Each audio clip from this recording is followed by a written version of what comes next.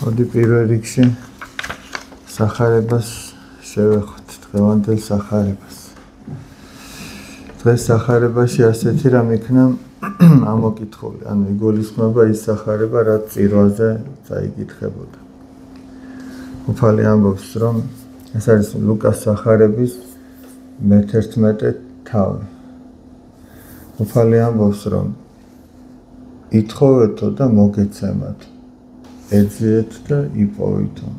სხვადასხვის წინაზეც ჰქონდა ამაზე საუბარი, რაღაცამ დასწრო შეკითხვა. აკაკუნეთო და გაგეღებათო. რადგანო ვინც ითხოვსო, ის ღებულობსო, ვინც ეძებს, პოულობს, ვის აკაკუნებს, მას გაეღებავდა. ახლა ჩვენ უნდა დავაკვირდეთ ერთ ასეთ რაღაცას, რომ თუნდაც მორწმუნე ადამიანი, ჩვენ ხო ახლა ჩვენ თავზე გვაქვს ლაპარაკი, რამდენად ეძებს, ან საერთოდ რას ეძებს. თუნდაც ეკლესიურ ცხოვრებაში, რა არის მის ამოსავალი წერტილი, რამდენ ეძებს, ყველაზე მნიშვნელოვანი რა არის. ან იმას, რასაც ეძებს, რამდენად გულმოდგინეა ამის ძიებაში. რამდენად გულმოდგინეა, აი ჩვენ თავს რო დავაკვირდეთ. ხორციელის მოძიების საქმეში უფრო გულმოდგინე ვარ თუ რაიმე სულიერი რომ მოიძიე. აი მაგალითად რაღაცა ნივთი გჭირდება ხორციელად, რაღაც ნივთი გჭირდება. მაშინ უფრო გულმოდგინე ვარ და ვეძებთ რომ აქა თუ იქ ვიპოვოთ, თუ დავუშვათ რაღაცა სულიერი ნება გვაქვს და აი ამის შესახებ ვეძებთ რა არის ამისი წამალი. ვითი დაიძლევა ეს მდგომარეობა.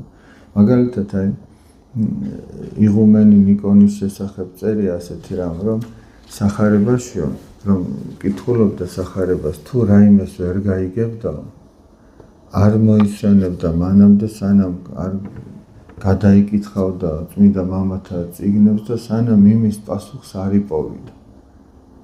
ისე არ გაჩერდებოდა. და აი ეს არის, რომ მართლაც ადამიანი ეძებს, რაღაცა სულიერს რო ეძებს. ჩვენ შეიძლება სახარება წავიკითხოთ, ვერ გავიგოთ ბევრი რამ, მაგრამ თქვათ, რომ ეგ არაუშავს. მაგრამ აი ტელევიზორი თუ გაფუჭდა, სიტყვაზე ვამბობ ტელევიზორ, შეიძლება სადღაც უთო გაფუჭდა და სადღაც მადუღარა, მაგრამ რაღაცა გაფუჭდა ხორციელი. იმას სანამ ძირამდე არ ჩავყვები და არ გავაკეთებ და არ გამოანათებს, შეიძლება ვერ მოვისვენოთ. მაგრამ აქ არაუშავს, თუ ეს საკითხი ვერ გავიგეთ. მეორე მხარეც აქვს ამას, ესე იგი. მხოლოდ ჩვენი გონებრივი შესაძლებლობებით იმის გაგება შეუძლებელია. რა რაღაცას გინდა რომ ბოლომდე ჩასწრდეს. ზოგჯერ ის ჩვენთვის ადრეა. ზოგჯერ ჩვენი სიზარმაცის ამბავია. თუ ჩვენ არ ვეძებთ და არ ვიკვლევთ და ზოგჯერ მართლაც ადრეა რაღაცა. ადრეა იმ გაგებით რომ ჩვენ შეიძლება არ ცხოვრობდეთ სულიერი ცხოვრებით, რომ ღმერთმა ესა თუ ის საკითხი გაგვიხსნას და ჩვენი გონებისთვის მისაწვდომი გახდეს. რატო ვამბობ ახლა ამას? აი ხშირად ხდება ხოლმე, რომ ადამიანი ეკლესიაში ახალი მოსული ცდილობს, რომ ყველაფერს იგებდეს, ყველაფერს ისმენს, ყველაფერს კითხულობს, ეს მის სულიერ მდგომარეობაში შეესაბამება თუ არ შეესაბამება. არადა შეიძლება ჯერ არანაირი ღვაწლი ესეთ წყალებში ვამბობ არ ქონდეს. შეიძლება ის არ ლოცულობდეს და უშოთ არ მარხულობდეს. რაღაცა აღსარებას არ ამბობდეს ისე როგორც საჭირო, არ ეზიარებოდეს და პირდაპირ უნდა რომ თეორიულად ძალიან ბევრი რამე იცოდეს. მაგრამ ეს თეორიული ცოდნა მისთვის არის დიდი სიმძიმე, რომელსაც ის ვერ ტვირთულობს, ვერ ატარებს და მერე სხვადასხვა სულიერ ესე იგი გაუკუღმართებებში გადაიზრდება ხოლმე. ერთ-ერთი მთავარი გაუკუღმართება კი რა არის? ხიბლი, როდესაც ადამიანს საკუთარ თავზე არ აქვს რეალური წარმოდგენა. არამედ ფიქრობს, რომ რაღაცას წარმოადგენს, ესე რომ ვთქვა, უფრო გასაგებია, იმიტომ რაღაცას წარმოადგენს. სინამდვილეს შეიძლება ჩვენ არაფერსაც არ წარმოვადგენდეთ. და რომ დავსვათ შეკითხვა ჩვენ და ვის წინაშე წარმოვადგენთ რამას? მისი ესე იგი გადაწყვეტილებით წარმოვადგენთ რაღაცას, იქნებ მხოლოდ და მხოლოდ ჩვენი თავის გადაწყვეტილებით. 8 მილიარდ ადამიანში მხოლოდ ჩვენ გადავწყვიტეთ რაღაცას წარმოვადგენთ. და მართლა წარმოვადგენთ. აი გამოკითხვა რო ჩაატარო და რაღაცა რომ არჩევის საშუალება იყოს და მხოლოდ 8 მილიარდიდან ერთმა კაცმა რომ მისცეს რაღაცა აი ამ საკითხს ხმა, რომ ეს ესეა. სარწმუნო იქნება. თან ჩვენ ისა გამოვტანეთ ეს სერისკამი რომ მიეყუდოს. თან ჩვენი თავის მიმართ ხომ როგორი მიკერძოებულები ვართ. ჩვენ ვართ კარგი, აი ჩვენ შეცდომას ძალიან იოლად შევხედავთ, მაგრამ ეს შეცდომა შეიძლება ძალიან გამადიდებელი შუშით დავინახოთ და დაუწყოთ ასე დაკვირობა და უფალი ხო ამბობს რომ შეიყვარე მოყვასი შენი ვითარცა თავისთვის. აი რასაც მოყვას შეხედა გამადიდებელი შუშით მის ნაკლს ის საკუთარი თავისკენ უნდა მიატრიალო. და რასაც საკუთარ თავს იოლად აპატიებ, აი ის ხისკენ უნდა მიმართო. ჩვენ სამწუხაროდ პირიქით ვართ. აი დავაკვირდეთ, რას ვეძებთ ესე იგი და უფალი ნახეთ როგორ გვეუბნება, როგორ უნდა ეძებო. გახსოვთ სახარებაში მამაოჩვენოს რომ ასწავლის საუფლო ლოცვას რო ასწავლის თავის მოწაფეებს ისინი ხო ეუბნებიან რომ გვასწავლე უფალო ლოცვა როგორც ივანე ნათლისმცემელმა ასწავლა თავის მოწაფეებსა და მამაოჩვენოს ასწავლის, ამიტომაც ამას საუფლო ლოცვა ეწოდება. ანუ იმ მამაოჩვენოში ეს ძალიან ბევრი რამ არის ნათქვა, ძალიან სიღრმისეულია, ძალიან დიდია ეს მამაოჩვენო. მიუხედავად იმისა, რომ ძალიან მოკლეა და ჩვენ ყოველდღიურად იმდენჯერ ვამბობთ, რომ შეიძლება ზოგიერთ შემთხვევაში ადამიანი მექანიკურადაც კი ამბობს და აღარც უკვირდება რას ამბობს მისი ბაგეები, ეს ძალიან ღრმა არის. ანუ ეს არის მთავარი რაც უნდა ითხოვოს ადამიანმა უფლისაგან. და იქ ახლა თქვენ დააკვირდით, რას ითხოვს ადამიანი უფლისაგან. აი ეს არის მთავარი სათხოვარი, რასაც უნდა ითხოვდეს, რაც იქ წერია. რომ ეს მოგვანიჭოს უფალი. რომ მოგვანიჭოს ესე იგი რომ ღვთისნების მორჩილება გქონდეს. იქ ხო ამას ვითხოვთ რომ იყავ ნება შენი, ვითარცა ცათაშინა ეგრეცა ქვეყანასაზე და ანუ ცათაშინა ანუ როგორც ანგელოზები გემსახურებიან და შენს ნებას აღასრულებენ და მათთვის ეს ბედნიერების წყაროა რომ ღვთისნებას აღასრულებენ და ღმერთს ადიდებენ. ასევე ჩვენც მოგვეცი ისეთი განწყობა, რომ შენი ნების მორჩილებაში ვიყოთ და ეს იყოს ჩვენთვის ბედნიერება.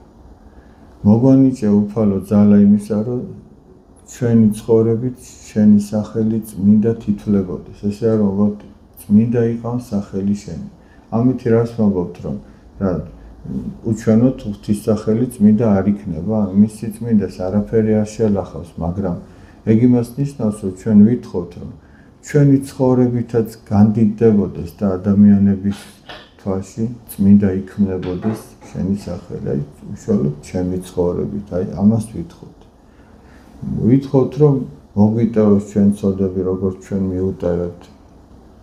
და ასე შემდეგ, მრავალ რამეს ვითხოვთ და ყველა ეს სათხოვარიო, ნახეთ, როგორი გულმოდგინებით უნდა ითხოვოთ და მოყავს ესეთი მაგალითი. ერთ კაცო მეგობარი მოუვიდა. თქვენ ხა იცით, გახსენებთ, რასაც ვამბობთ. ერთ კაც მეგობარი მოუვიდა. და არაფერი არ ქონდა რომ ეჭმიო და წავიდა ესეც თავის მეგობარს მიადგა და უკაკუნებს რომ იქნება პური გამომაწოდო რომ მეგობარი მომივიდა გზიდან და აღლილიო და არაფერი არ მაქვს რომ ვაჭამო და იმან შიგნიდან გამოძახა რომ მე უკვე საწოლში ვწევა რომ ჩემი შვილებიც საწოლში წანო და ვერ ავდგებიო და ვერ მოგცემო პურს. და უფალი ამბობს რომ თუ არ ადგებაო მეგობრობის გამო იმის გამო მაინც ადგებაო რომ შეაწუხებს. ანუ აი წარმოიდგინეთ რომ წევს ადამიანი და ეუბნება რომ მე ვერ გამოვარ. ის კიდევ გაკუნევს და ეუბნება თუ შეიძლება ერთი პური გამომაწოდე. ეს არ ჩერდება. დაირო არ ჩერდება. ამის გაჩერების გამო მაინც გააწოდებს. რა ეს გაჩერდეს თორე განა მეგობრობის გამო კი არა და ნახეთ უფალი რას ამბობს. თუ ეს კაცი რომელსაც მეგობრობის ფასი არ იცოდა და ამის გამო კი არ გააწოდა უბრალოდ იმის გამო რომ ეს დაესვენა ამისგან. როგორ ღმერთი რომელიც მოწყალეა შენს თხოვნას არ შეასრულებს. თქვენო თუ უკეთურებმაო იცითო კეთილი მისაცემელის მიცემაო. ანუ თქვენი შვილი რომ თევზს გთხოვდესო მორიელს ხო არ მისცემო. პურს რო გთხოვდესო ქვას ხო არ მისცემო და თუ თქვენ იცითო რომ ეს უნდა მისცეთ თქვენ შვილს განა თქვენი ზეციერი მამა არ მოგცემთო. მაგრამ თავი ნახეთ რა არის ზოგჯერ ჩვენ ვითხოვთ ქვას და გგონია რომ პურს ვითხოვთ და ქვას თუ ვითხოვ არ მოგცემს. ანუ შენთვის საზიანოს თუ ვითხოვ არ მოგცემს. და ამიტომაც იქაც უნდა ღვთისნება ეძებო და თქვა რომ რასაც მე ვითხოვ უფალო ეს ჩემთვის პურია თუ ქვა არის ანუ მე ეს მარგებს თუ ცუდია ჩემთვის. ნახეთ იქ როგორ ვითხოვთ პური ჩვენი არსობისა მომეც ჩვენ დღეს. ის ყოველდღიური საარსებო პური მოგვეცია ჩვენ ამას ვითხოვთ. და ამასთანავე აი ბავშვებსაც ვეუბნებოდი რომ ჩვენ სამწუხაროდ იმაზე მეტის აღება გსურს ამ ცხოვრებისგან ვიდრე ეს ჩვენ გჭირდება. ადამიანის სურვილებს მართლაც საზღვარი არ აქვს. ვიღაცა შეიძლება 100 ეყოს და ვიღაცა შეიძლება 10,000 არ ეყოს. ამიტომაც უნდა მადლიერი იყო იმისათვის რაც გაქვს ადამიანს და იმ ყოველდღიურობით რასაც უფალი განიჭებს მადლობელი იყო, კმაყოფილი იყო და იქნებ გახარებული. თუ არა და სიმშვიდეს ვერ იყო. თუ ადამიანი ყოველთვის მომავალში ეძებს ბედნიერებას, აი მაგალითად ადამიანმა ახალი კაბა იღიდა, გოგონამ ახალი კაბა იღიდა. ეხა იმაზე ფიქრობს, რომ აი ზემოდან ჩასაცმელსაც რო იყიდის, მერე იქნება კარგად ბედნიერი. მერე ესეც იყიდა, მაგრამ ეხა ფიქრობს, აი ფეხსაცმელს რო იყიდის, მერე იქნება კარგად. მერე ყველაფერს რო იყიდის, იფიქრებს, რომ ეხლა კიდე სხვანაირი უნდა და იმასაც რო მოიპოვეს, მერე იქნება კარგად. სულ მერე და არის კარგად და სინამდვილეში ის არასდროს კარგად არ არის. იმიტომ რომ ეხლა ის კარგად არ არის, არამედ ყოველთვის ფიქრობს, რომ მერე იქნება, აი ესეც რომ მოხდება, მერე იქნება კარგად. და ეს მერე არასდროს არ დამთავრდება. მერე ერთადერთ შემთხვევაშია კარგი. შეიძლება სხვა მრავალ შემთხვევაში, მაგრამ ერთ-ერთი რაღაცა ცუდს აპირებ, თქვი რომ მერე გააკეთებ. ეხლა მოითმენ, აი ვიღაცა თამბაქოს ეწევა. მოდი მოითმენ და 1 საათის მერე გავაკეთებ. და 1 საათის მერეც ეგრე თქოს. ანუ რასაც ჩვენ ვაკეთებთ ხოლმე დავუშვათ ლოცვის შემთხვევაში თუ სიკეთის შემთხვევაში თუ რაღაცა კარგი შემთხვევაში თქვათ რომ მოდი მერე გავაკეთებ. ხო ამბობს ადამიანი, მოდი მერე ვიტყვი ახსარებას. ამის თქმა შეუძლია თქვას, მოდი მერე ჩავიდენ ცოდვას. მერე ვიძიებ შურს გადადოს. და რო გადადებს, ის აღარასოდეს არ გააკეთებს. ყველაზე ძალიან რომ გინდა რაღაც გააკეთო, ზუსტად მაშინ უნდა გადადო, თუმცა ეგ ადვილი ნამდვილად არ არის. მაგრამ თუ მაინც გინდა რომ მერე რაღაც ვაკეთოთ, აი მერე ეს უნდა აკეთო. ამიტომ აი დავაკვირდეთ ჩვენს თავს და მივხვდებით რომ რასაც ვეძებთ, იმას კიდევაც პოულობთ და თუ რაღაც სულიერი ჩვენ არა გვაქვს, ესე იგი ეგ იმის ბრალია რომ არ ვეძებთ. ან ისე არ ვეძებთ, როგორც უნდა ვეძებდეთ, იმ გულმოდგინებით არ ვეძებთ, თორემ სადაც იმ უმოწყალო მეგობარმა არ გაუღო კარი, როგორ მოწყალე ღმერთი არ გაგიღებს. გახსოვთ კიდე ერთი შედარება მოყავს მაცხოვარს. ერთ ქალაქშიო უსამართლო მსაჯული იყო, მოსამართლე, ჯერ როგორი სიტყვათა წყობა არა და სასამართლოში ხო ასეა ქანდაკება რო დგას, ესე იგი თვალები რო აქ აკრული, მან არ უნდა იცოდეს იქ გლეხი მოვიდა, თავადი მოვიდა, თვალები იმიტომ აქ აკრული სიმბოლურად თქვენიც თუ მაგას გამოსახავს, რომ ვინ მოვიდა, იმას კი არ აქვს მნიშვნელობა. არამედ თავად საქმე განსაჯოს. მაგრამ ეს კაცი უსამართლო იყო. მიდიოდა ერთი ქვრივი ქალი და ეუბნეოდა, რომ ჩემი მოქიშპისაგან დამიცავია. და ეს ყურს არ ათხოვებდა. თან მაცხოვარი ნახეთ როგორ ახასიათებს ამას მოსამართლეს. ღვთისა არ ეშინოდაო და კაცთაგან არ არცხვენოდა. აბა რიღას გამო უნდა გააკეთოს ისეთი რამ, რაც მას არ უნდა. თუ არც ღვთისა არ ეშინია და ან რაც ეზარება, რაც მას კომფორტის ზონიდან გამოიყვანს, რისთვის უნდა გააკეთოს? ადამიანების ამას არ აცხვენია, ღვთისა არ ეშინია და რაღაცა მოხრუჭი ზნეობრიობის გადაგვარების გზაზე, ზნეობრიობ დაცემის გზაზე, სხვა მოხრუჭი რა აქვს ადამიანს? ღვთის შიში და ადამიანებისგან სირცხვილი მაინც. და ესეთ კაცთან მიდიოდა ეს ქალი და ბოლოს რომ შეწუხდა, თქვა ამ კაცმა მოსამართლემ, რომ მართალიაო, ღვთისა არ მეშინიაო და კაცთაგან არ მცხვენიაო, მაგრამ მოდიო რომ მაწუხებს, ამის გამო მაინც დავეხმარები. და უფალი ამბობს, ნახეთო რას ამბობს უსამართლო მსაჯული. და როგორო თქვენი ზეციერი მამა არ დაგეხმარებათო? არ დაეხმარება თავის შვილებს, რომლებიც დღე და ღამე შეღაღადებენ მასო? დაეხმარება, მაგრამ როდესაც მოვაო ისო ქვეყანაზე, ნუ თუ იპოვისო ასეთ რწმენასო.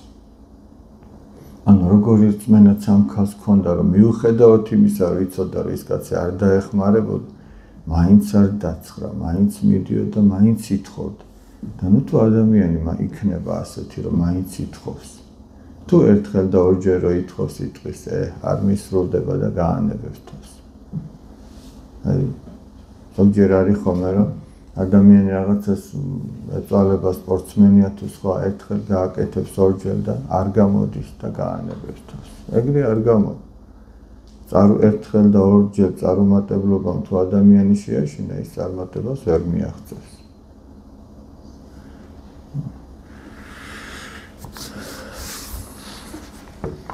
მოდი ცოტა ისევ გავაგრძელოთ აქედან კითხვა. მე ზუსტად არ მახსოვს, სად გავჩერდით, მაგრამ სადაც მახსოვს იქიდან.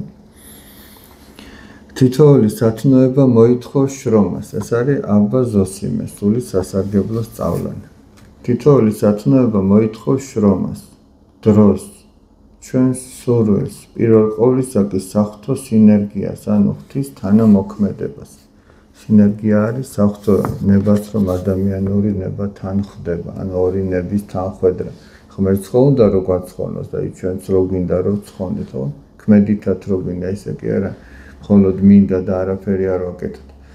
რადგან თუ ჩვენს არჩევანსა და სურვილს ღმერთი არ შეეწია, ამაოდ დავშვებით იმ მიწათმოქმედის მსგავსად, რომლის დათესლისა და დამუშავებელს ღმერთი წვიმას არ მოულენს.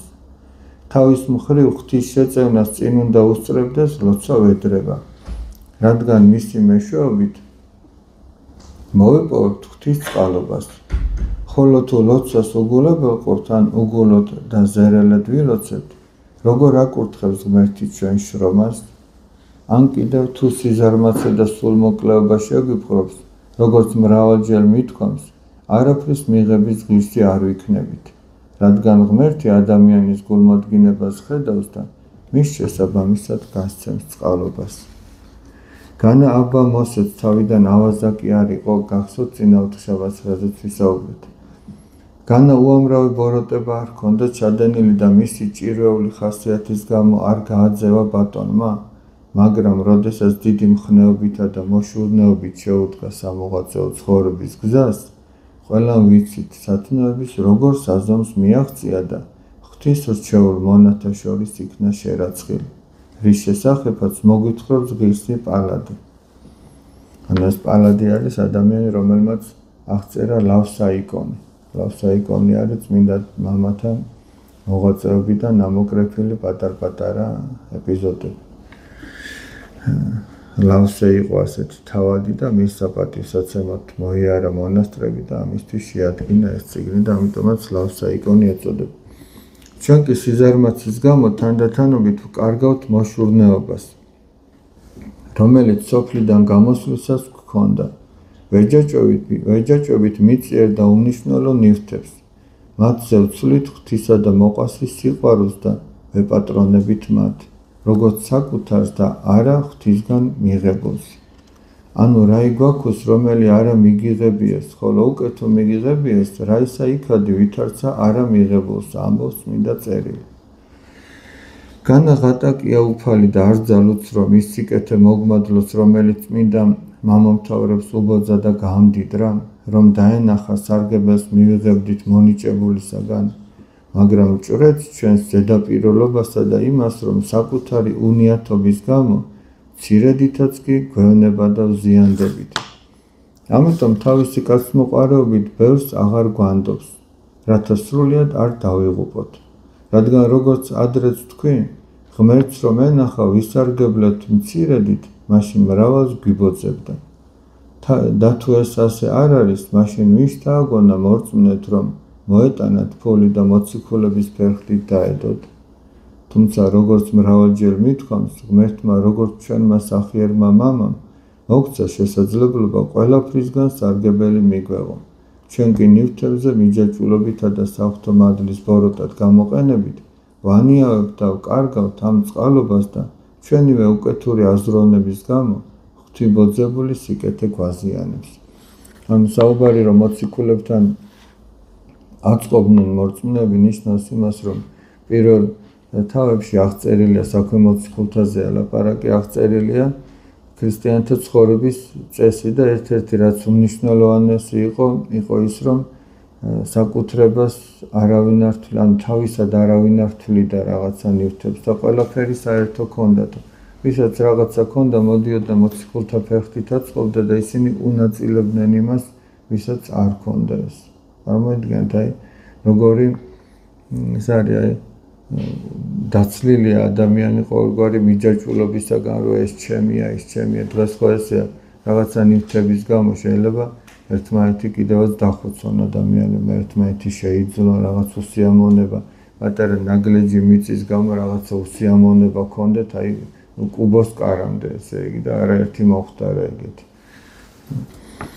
აბა ზოსიმე ხშირად ამბობდა, ვერაფერი ავნებს მორწმუნეს, რადგან რაც უნდა შეემთხვეს, მაინც სარგებელს მიიღებს. ურწმუნო კი საკუთარი ურწმუნოებისგან ისჯება იმ მუშის მსგავსად, შრომის საზღაურს რომ ვერ იღებს. მორწმუნე, რომელიც საქმეს ერთგულად ემსახურება და იმედი აქვს მოთმინებისათვის სასყიდლის მიღებისა, დიდ ნუგეშს პოულობს.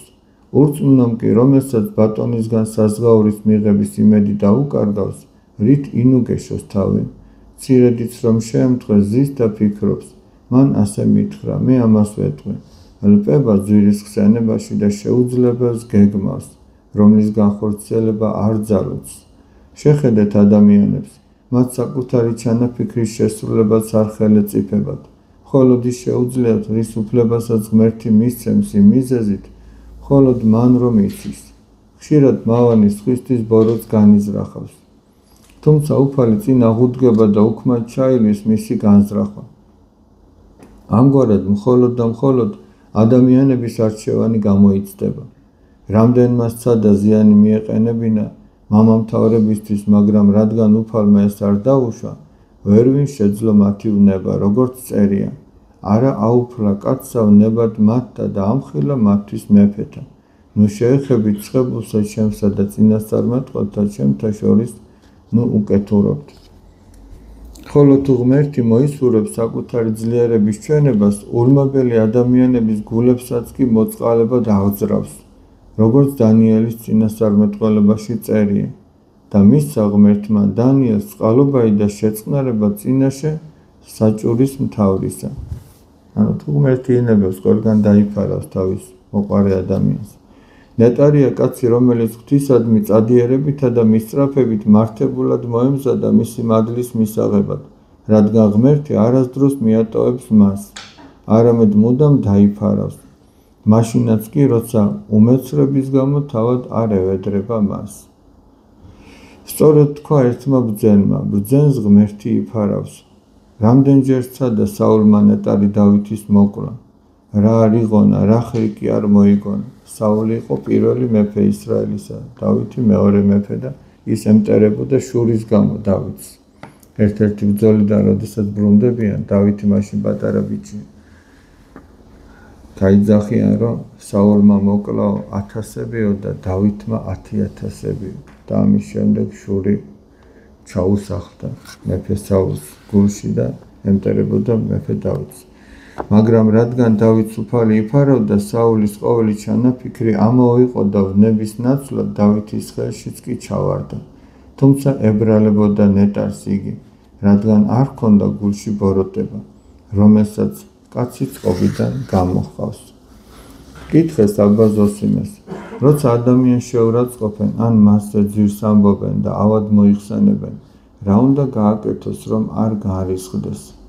ბერმა უპასუხა, თუ ვინმე თავს არარაობად მიიჩნევს, არ შეშფოთდება, როგორც აბა პიმერმა თქვა, ვინც თავს დაიმდაბლებს, განსვენებას იპოვის. ესე იგი, რა უნდა ქნა, როდესაც შეურაცხყოფენ? შენი თავი არარაობად უნდა ჩათვალე. მაგრამ ადვილი არ ეს გააკეთო. აი მაგალითად წმინდა იოანე სინელი ასეთ რამეს ამბობს. ერთ-ერთ მონასტერშიო შევხვდი ერთ ბერს, რომელიც ყველასგან ითმენ და შეურაცხყოფას. და ესე იგი მე ვკითხეო ბოლოს, ცალკე გავიხმეო და ვკითხეო, რომ ძმაო, მითხარიო, რა გულის სიტყვები გაქვსო შიგნით, ანუ რას განიზრახო, რითი ითმენ ამ ყველაფერს. ნახეთ ამან რა თქვა, იმით უნდა მოითმინო, რომ საკუთარი თავი არარაობად ჩათვალო და ისე კითხება, რომ რითი ითმენ ამ ყველაფერს, ანუ შინაგანად რა იარაღი გაგაჩნია, რომ ამას ითმალდა. ნახეთ რა უთხრა, მე მათ არარაობად ვთვლიო, ადამიანებად არ ავთვლიო. ანუ განაჩემ თავს კი არა, მათ აი როგორც ჩვენი გამოთქმა რომ ვირისგანო წიხლი რაშა წენია, გესმით, მე მათ ადამიანებად არ ავთვლიო და ჩემს გულში გავიფიქრე, რომ ამასაც უპოვიაო რა გამოსავალი. ანუ ეგ არ არის გამოსავალი, რომ ისინი ჩათვალო ადამიანებად. არამედ საკუთარი თავი უნდა ჩათვალო არაობად და ეგ არის სწორი გამოსავალი, იმიტომ რომ უფალი ხო ამბობს სახარებაში, რომ მოვედით ჩემ და ყოველნი მაშვრანი და ტვირთმძიმეი და მე განგისვენებ თქვენ. ისწავლეთო ჩემგან რა შვიდი ვარ და დაბალი და იპოვით თქვენი სულის განსვენებას. აი აქაც ეს წერია, რომ ვინც თავს დაიმდაბლებს, განსვენებას იპოვის. ხოლო ვისაც გონია, რომ მე რაღაცას წარმოადგენ და როგორ გამიბედეს და როგორ მაკადრეს, ის მოსვენებას ვერ იპოვის. აი ეს თქვა წმინდა მამამ. შერო ისაც უნდა რომ მოსვენებით იყოს საკუთარ თავზე დიდად არ უნდა განიზრახავდეს და თვითონ შეურაცხყოფას უნდა იღებდეს და ფიქრობდეს საკუთარ ცოდვებს. თუმცა ეგ ადვილი არ არის, მაგრამ თუ კაცმა მარტო ისაკეთა რაც ადვილია, ეგ ქრისტიანობაც არ არის. არამედ აი თავში რო თქვი ხიბლი რა არის? ცდუნება. რომ საკუთარ თავზე არ გვაქვს ის წარმოდგენა, რაც უნდა გქონდეს. არაერთხელ გვითხოვს პატრიარქის სიტყვები, რომ ადამიანს სამი სახე აქვს. ერთი ის, რასაც თვითონ ფიქრობს თავის თავზე, მეორე ის, რასაც სხვა ფიქრობს ჩვენზე და მესამე და მთავარი, რას ფიქრობს ღმერთი ჩვენზე. აი გარითავა ღმერთი რას ფიქრობს ჩვენზე. და რაც უფრო ახლოს არის ჩვენი ფიქრი საკუთარ თავზე და ღმერთისა ჩვენს თავზე, რაც უფრო ახლოს არის, არა? მით უფრო ადამიანი არის თავმდაბარი. სხვა რას ფიქრობს, ეგ იმდენად არ არის მნიშვნელოვანი. მნიშვნელოვანია ის, რას ფიქრობს ღმერთი ჩვენზე და ჩვენ რას ფიქრობთ საკუთარ თავზე. ეგ არის ძალიან მნიშვნელოვანი. ღმერთი შეგვეციოს, აბა.